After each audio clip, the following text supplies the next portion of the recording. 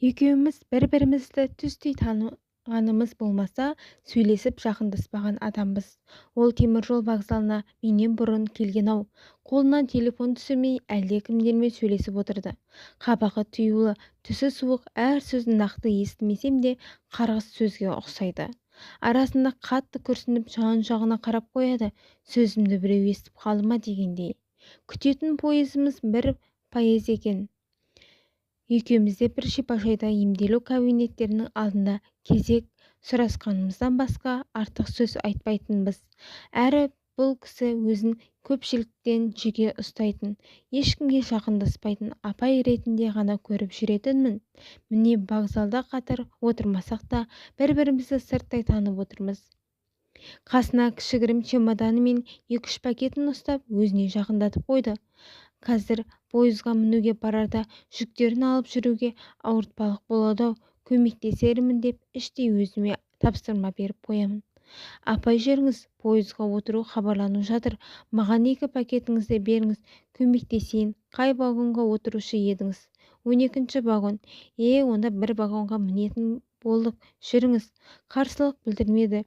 Өзі де түсініп тұр. Қолдағы жүгін ауыр, жүру ауыртпалығын. Тіпті орнымыз да бір купеде болып шықты. Алдымен апайдың жүктерін орналастырып, төсек жайын ыңғайлап бердім де өз орныма жайғастым. Қатты айтпаса да ақырын ақымақ басым, өзіме де сол керек, ақымақ басым деп басын шайқаумен болды.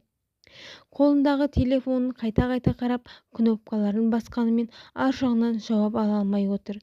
Көзінен бір мұңның тамшысы байқалады. Қолдарымен көзін сүртіп отырды. Апай, су ішіңіз, жағдайыңыз келмей отырғанға ұқсайды деп бақылама су құйып ұсындым. Бетіме тесіле қарады да суымды ішіп алды. Рахмет жаным, замандасымның ба, құрдасымның ба, әлде сіңілім боласың ба, кім боласың? Көңіліңе рахмет. Шынында да мен ол кісіден үлкенмін, бірақ көзіне жастау көріндім-ау деймін. Үлкен болсам да сыйластықпен жағдайын көріп отырған соң апай деп айтуыма тура келді. Бетіме ұзақ қарады да, мен сені бірден таныдым. Шипажайда ылғи жолыңды беріп, кезегіңді өзіңнен бұрын өткізіп жіберетінсің.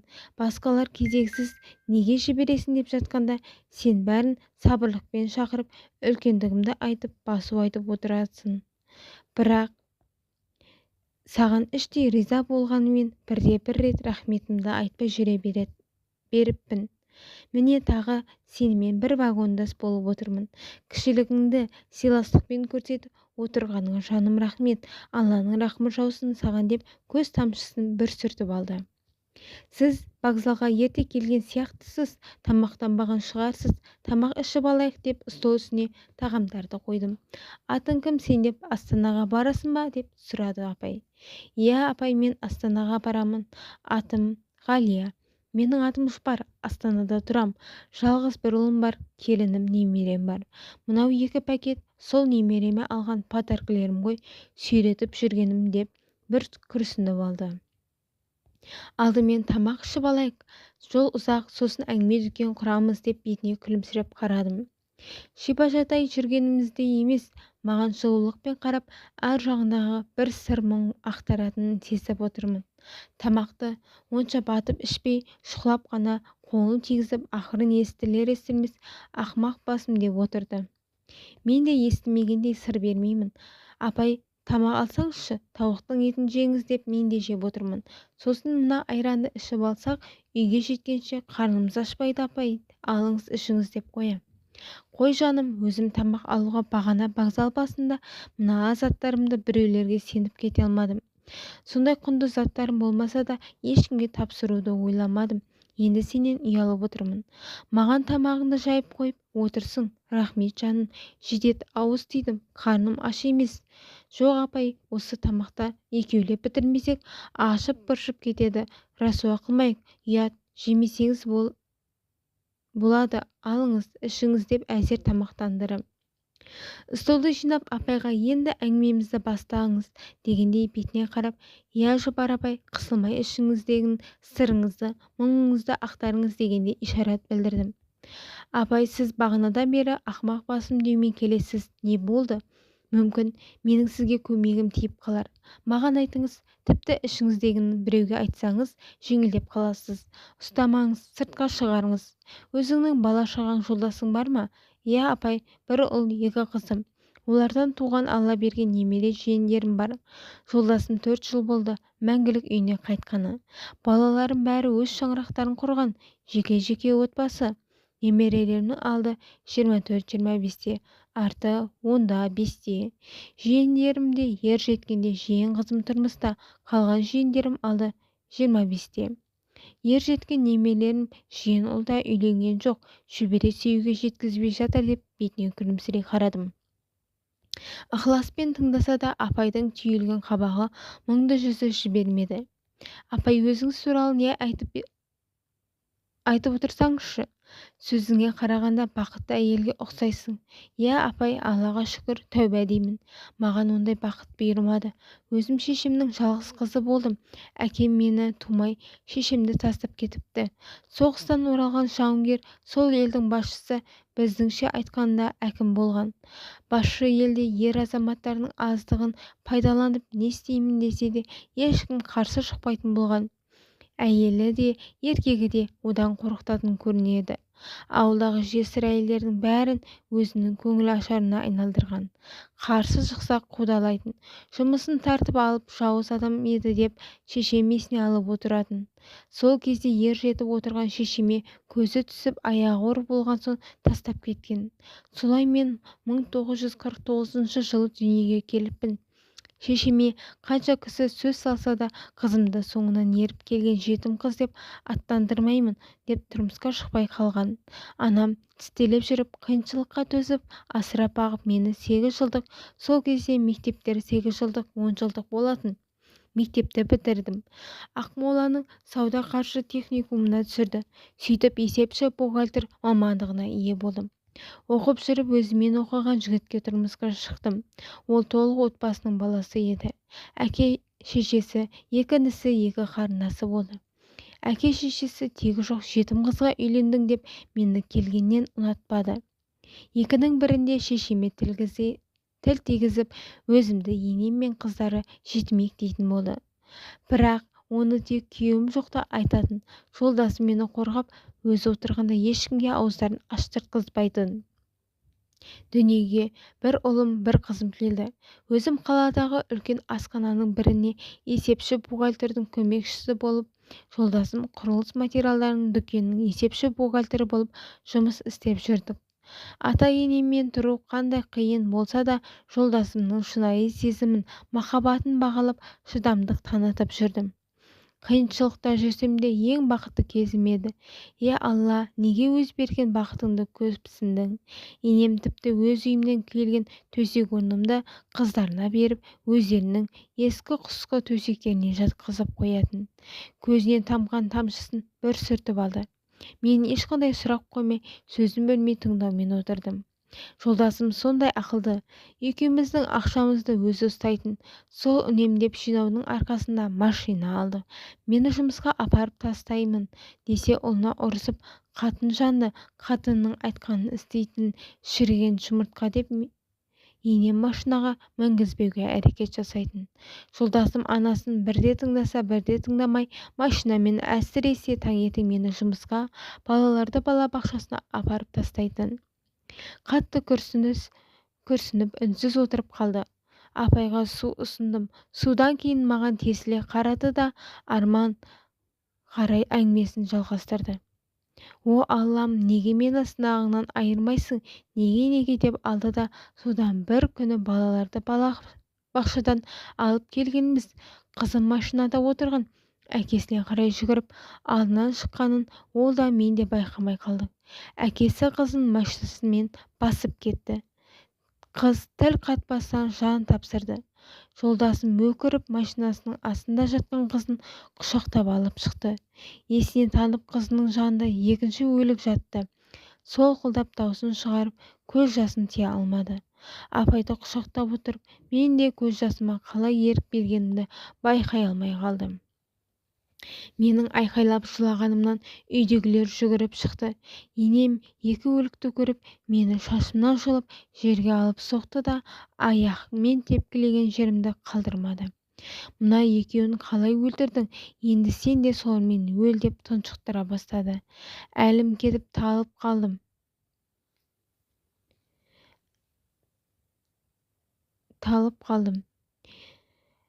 Әлім кетіп талып жаттым. Ата мені әлсірегенімді көріп, енемді үстінен көтеріп алды. Сөйткенінше көршілер де жиналып қалды. Жылдам жәрдем келді. Дәрігерлер жолдасыма аздаған дем бар деп ауруханаға алып кетті. Талықсып жатыр екен. Милиция бұрын солай атаған келіп үлгерді. Енем оларға баланы да, күйеуін де қастандықпен өлтірген мына қатын деп түсініктеме беріп жатты. Полиция: күйеуі сіздің балаңыз ба? Ол тірі, оны ауруханаға жеткіземіз. Анық-қанығын ол есін жинаған соң анықтаймыз. Егер бала өліміне әйел кінәлі болса, жазасын алады. Қазір оны әйелін өзімізбен алып кетеміз. Жағдайдың қалай болғанын түсініктеме береді. Мен айтып тұрмын ғой, баланы өлтірген осы қатын деп түрмеде шірітіңдер. Әйтпесе өзім атып өлтірем деп енем маған шап-шап ұмтылып жатқанда полиция жол бермеді. Ұлым ол етегімнен құшақтап алып, менен қалмаймын деп жылап тұрғаны. Атасы оны көтеріп алып үйге алып кетті. Сонымен қызым өлігі үйде, жолдасым ауруханада, мен полиция бөліміндемін. Полиция бөлімінде жағдайдың қалай болғанын жазбаша жазып бердім. Ондағылар мені үйге жібермеді. Қазір барсаңыз, енеңіз сізді өлтірмей тынбайды деді. Сол күні полиция бөлімінде қалып, ертеңіне үйге соқпай ауруханаға келдім. Жолдасым есін жиыпты. Мені көре сала мойныма асылып еңіреп жылап қоя берді. Жомарт, сен әдейі істеген жоқсың ғой, неге өзіңді кінәлай бересің? Алланың жазуы шығар деп жұбатсам, жолдасым тағы талғысып барады. Дәрігер, көмектесіңдер деп айқай салдым.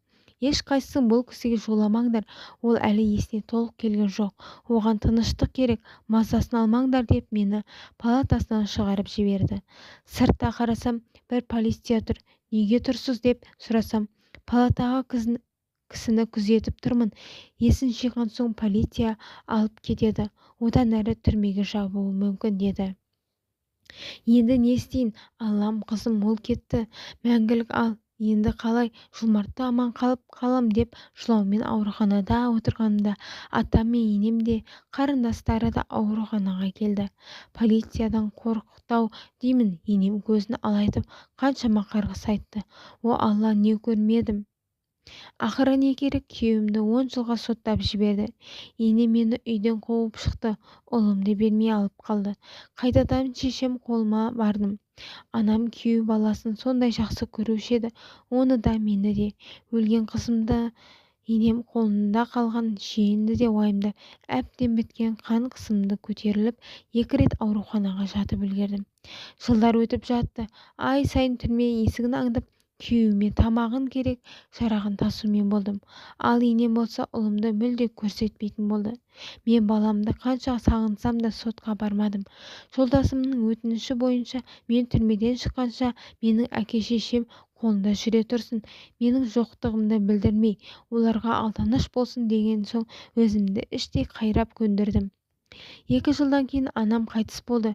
Енді тіпті жалғыз қалдым. Тағы үнсіз көз жас. Менде үн жоқ, екі көзім апайда. Қызым мен анамның басына барып, көз жасымды көл қылып дұға оқып келем. Бар қуанышым баламды мектепке апарып жолғамын. Ол маған алғашқыда мама, мен сенімен тұрғым келеді, сені сағындым, алып кетші дейтін. Әкесінің айтқан сөзін түсіндір. Әкең келген соң бәріміз бұрынғыдай бірге боламыз деп түсіндіріп жүрдім.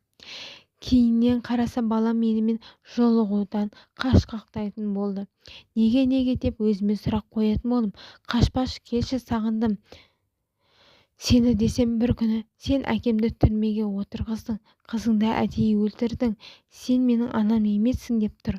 Сонда түсіндім, баламды сол кезде алып кетпей енем қолында қалдырғаныма. Өкінішім жазылмас өкінішке айналған кеш түсіндім. Аллам, Неге мені бәрінен айырып отырсың? Не жаздың? Тағы қандай сынағыңды бермекшісің? Одан да мені біржола өзіңе қайтармадың ба деп столға басын салғанын көтермей балаша өксіп-өксіп жылауын тоқтатпады. Апай, көтеріңіз басыңызды. Алла өзі жіберген сынағын өзі шешіп береді. Жыламаңыз, балаңыз түсінер. Сізді осылай жылатып қоймас. Жолдасыңыз мерзімін өтеп келген шығар. Балаңыз да ер жеткен жоқ па? Қараны айыратын дедім. Сені жалықтырып жіберген жоқпын ба, сіңілім? Жоқ, апай. Бәсе, сізді шипажайда көргенде неге осы кісі басқалардай көңілді жүрмейді? Қабағын ашпай үнемі мұңды көңілмен жүреді. Емдерін дұрыс аламай жүр ме екен деп іштей ойланып қоятыным. Сонымен, апай, жолдасыңыз мерзім өтеп келді ме? Иә, келді. Шығатын күні жаңадан киім-кешек алып, өзім түрме алдында күтіп алайын деп тұрсам, балам мен қарындастары енем келіп тұр. Күйеуім мені танымайтын адамдай қасымнан өте шығып, анасы мен ұлын, қарындастарын құшақтап сүйіп жатты. Мен айдалада сілеп тұрып қалдым. Ойладым, енді менің кезегім шығар деп. Жоқ, маған қарамастан аналар әкелген машинаға мінді де кете барды. Тіпті сонысына да қарамастан артынан іздеп бардым. Енем, енді ол сенің байың емес, ол жаңадан үйленеді. Үйде болашақ әйелі күтіп дастархан дайындап жатыр. Қараңды өшір, көзіме көрінбе, өлмейін десең деп үйге кіргізбеуге тырысты. Бірақ мен болмастан күйеумен жолығайын деп үйге кірсем, расында бір бөтен әйел күйеуімнің қолына су құйып киетін жаңа көйлегін қолына ұстап қасында жүр. Жомарт, не істеп тұрсың? Шық, бері қарай сөйлесейік десем. Жоқ, жұпар, енді екеуміз екі адамбыз. Мына келіншек менің әйелім, кете бер демесі бар ма? Сол жерде не боларымды білмей қалдым. Не әрі не бері шығарымды білмей, тілімді тістеп, сыртқа шығып баламды шақырсам, мама, кете бер, мен әкеммен қалам. Мен сенің балаң емеспін деді. Амал нешік үйге келдім. Жыламадым. Өз-өзімді қайрап, мен де жаңа өмір бастауым керек деп түсіндім. Өткен күндердің өкініші ой мені алға жетеледі. Жағдайым жаман емес. Шешемнен қалған 2 бөлмелі, оның үстіне жұмыстан берген тағы 2 бөлмелі пәтерім бар. Біреуін жалға беріп қойғам. Тек күйеуім түрмеде отырғанда қаншама кісі сөз салғанда балама өгей әке тауып бермейін, әкесі неше жыл болса да күтем деп ақымақтық жасаппын. Ел жұрттың сөздерінен естіп жүретінмін, енең күйеуіңе басқа әйел іздеп жүр дегенді. Оны өсек сөз, ол ондайға бармайды. Күйеуіме менен басқа ешкім керек жоқ деп тойтарып тастайтынмын. Ел айтса қате айтпайды деген осы екен ғой. Я, басы бос әйелге кей еркектер арам пиғылмен көңіл аударса, кей еркек шын пейілмен саған сөз салады. Бірақ мен екі вариантын да қабылдамадым. Бар жастық шағым өз күйеуіме арнадым. Ол қасымда жоқ болып тастап кетсе де, Жомарт менің күйеуім, балаларымның әкесі болып қалады деп шештім. Әрине, кейде өкінем. Ол өкініштің орнын толтыруға кеш қалдым деп маған өзіне сенімді қайратты апай, ана, әже сияқты көзіме тік қарағанын сезіндім. Я, апай, сонда да ішіңізде айта алмай отырған тағы бір құпияңыз бар сияқты, солай ма? Я, апай, айтпай-ақ қояйын деп едім. Сен түсініп қалдың. Менің ұлым үйленіп, өгей шешенің балаларымен сыйыса алмай, бөлек пәтер жалдап тұрып жатқан. Менен бір пәтерімді сұраған, бермедім. Әкеңнің, ата-әжеңнің қалған кең сарайдай үйіне сыймай отырсыңдар ма? Сенің балаң емеспін. Әкеме қалам дегенде, әкең саған сол үйден бір бұрыш таба алмай қалды ма? Әкем шешеңмен тұр, оның 2 пәтері бар, соның біреуі сенікі, енді менен тұра алмайсың, мына шешеңнің балалары тұрады деді. Мен әкеме айттым, бұл менің өгей шешем, сондықтан маған емес, өз балаларым менің үйімді жазып беріп отыр. Неге менің үлесімді оның балаларына бересің? Әжем айтқан, осы шаңырақ әкеңдікі емес, сенікі деп. Енді неге бұл үй бөтен әйелге, өгей шешеге тию керек? Сен оған үйленгенде әжем де, сен де туған шешең осы әйелді айтып едіңдер ғой. Енді ол мені өз үйімнен неге қуады? Әкемен бұрын шайқаспаймын, оның таныстары көп, мені түрмеге жауып тастауы мүмкін. Түрмеде отырмаймын, отырып көрдім. балам, осының айтқанын істе, әйтпесе менің қырсығыммен саған зияны тиіп кетер. Бұл әйел мені ғана емес, сені де түрмеге жатқызуға себеп табады. Сондықтан аман-есеніңде өзіңе анаңа апар депті әлгі сатқын әкесі. Соны ести салып шипажайға 3-7-ге келгем. Бір жетімді тастай салып келе жатырмын. Ол үйдің иесі кім екенін көрсетейін. Бозөкпе әкеңнің осы уақытқа дейін өз ақылмен жүрмей, шешесінің айтқанымен жүріп, енді шешесі жоқ, тығырықта алып шығатын жоқ, жол таба алмай баласын қаңғыртып жібермекші деп бойын нық тік ұстап апай жігерлене айтты. Апайдың бағана вокзалда телефонмен біреумен қатты нықыртып қарғыс сияқты еміс-еміс естілген сөз төркінін енді түсіндім. Ел жаратқан ем, апайға көмектесе гөр, өз сынағыңды өзің шешіп бере гөр деп іштей тіледім. Вокзалда апайды ұлы тосып алды. Анаңның аты ғана қандай ренжісе де баласына анадан артық жанашыр, қамқор адам болмас. Осыны баласы түсінген болар дейміз. Өзінің анасына деген қарым-қатынасына өкінішпен қарайтыны сөзсіз, әрине сөзсіз, тек кеш түсіну өкінішті.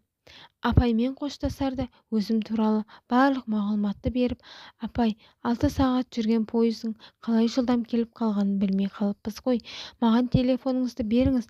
Адамның күні атамен деген бар емес па? Сіз шеше алмай жатқан жұмыс болса, қолымнан келсе, сізге көмектесуге дайынмын. Енді сіз маған апай дейтін шығарсыз деп бетіне күлімсіреп қарадым. Қайдан білейін, түріне қараса менен жас көрінген соң сіңілім деп жатқаным ғой деп жымиды. Қанша уақыт бірге келе жатсақ та алғашқы жымию осы болды. Бір-бірімізге жылы сөз айтып, расында бір туыстай қоштастық. Апайдың жүрегі жібегендей болды. Алла жақсылықтың жолын берсін. Үйге келгеннен кейін апайдың дағдыры, өкініші есімнен кетпей, компьютерге отыра алмай жүрдім. Сонда да серіктес болған жолаушы апайдың сөзін сырын қаз қалпында қағаз бетіне түсіруге бел будым. Апай өзі звондасып хабарласпаған соң мен өзім алдымен қоңырау шалып алайыншы, баласының быпши күйеуінің жағдайы қалай болып жатқанын сұрайыншы, шаруасын оңайлатайын, шеше алдым екен деп қоңырау соқтым. Ар жақтан апайдың даусы жайлы жайдарлы күле жауап бергенде өзім қуанып кеттім. Өзім де сенімен хабарласайыншы деп отыр едім. Жақсы болды қоңырау соққаның. Сонымен баяғыдай, апай, не бітірдіңіз? Бар уайымыңыз қалай? Шешілді ме? Ойбу, әлгі қатын жомарттан сенімхат алуға дайындап қойыпты. Барлық документ құжаттарын орындауға, үйді соның атына түсіруге құқықтығымды сеніп тапсырамын деген. Оны қоймай некеге енді отыратын болып жатыр екен. 2-3 көршілерді куәгер етіп, күшті адвокат жалдап, оған бар жиынған тиген тебенімді беріп жалдап, күйеуімнен ол қатын уақытша азаматтық некеде жүрген әйел онымен байланысын тоқтатқаны туралы өтінішін жасырып алып, сотқа бердім. Соттан үйдің заңды иесі Жомарт пен баласы екеніне шешім шығартып алып, 24 сағатта ол әйелді үйден босатсын деген шешімді де шығартып алдым. Сонымен балам да күйеуім де жетістікке жетті. Қуаныштары қойындарына сыймай жүр. Балам алтын анашым деп құшақтап сүйетін болды. Күнде әйелмен үйге келіп кетіп жүр. Енді күйеуім қайта қосылайқа бастады. Жоқ, айналдым, сені неше жыл түрмеден күткенде мені мына сайқал сатқын қатынға айырбастап кеткенімді ұмытты дейсің бе? Онымен қоймай баламды өзіме қарсы қойып, оған сенің менің анаң емессің дегенді айтқызғандарыңды ұмытты дейсің бе? Сол кездегі одан кейінгі көрген қайғы қасіретімді ұмыта алады дейсің бе? Бір баламның ажалынан о да сенен болса, екінші баламды шешең тартып алса, күйеуім тастап кетсе, ол маған аз жүк болды ма? Сонда да иттік жасамадым. Балам әкесінің жанында ғой. Ұлға өз әкесінің тәрбиесі керек болар деп, басқа біреудің босағасына жетім бала аттандырмайын деп, ешкімнің етегінен ұстамадым. Балам, келіншегіңе саған сендім. Сондағы осың ба балаңды қаңғыртып жіберіп, шешеңе кет дегенің? Анаңа тартпағансың, айтқанынан қайтпайтын қайсарлы кісі еді марқұм. Сенің проблемаларыңды өле-өлгенше анаң атқарып келді. Ынжық, жігерсіз, жауапсыз неме. Енді менен не керек көмектессем іштен шыққан сұр жылан балам үшін істеп жатырмын. Мен сияқты өмірі қорлық пен өкінішпен өтпесін деп. Енді балама қорлық көрсетсең, ісің менімен болады. Мен баяғы жұпар емеспін. Бар жастық шағымда балаларымнан бір, сенен бір айырылып жүру маған оңай болды дейсің ба? Сонда да сырттай сендердің амандықтарыңды ойлап өткен өміріме өкінем де ақымақ басыма өзім ғана судьямын. Жаман болса да ұрпақ қалсын, өз орнында оты жансын деп бабаларымыз тегін айтпаған болар. Енді жалғыз ұлымен көрген қиындықты көрмесе екен деп айттым. Аты бар, заты жоқ күйеуіме де сақалдап күлді. Қандай ақылды, мықты, өткір, қайратты, сабырлықты жеңген асланы. Міне осы естіп білгенімді кәз қалпында оқырмандарыма жеткізіп айтып отырмын. Мүмкін біреуге болмаса біреуге сабақ болар деген ниеттемін.